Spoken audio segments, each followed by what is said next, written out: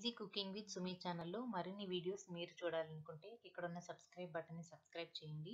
Subscribe చేసిన తర్వాత ఇక్కడ ఒక బెల్ ఐకాన్ సింబల్ వస్తుంది, దాన్ని ప్రెస్ చేయండి.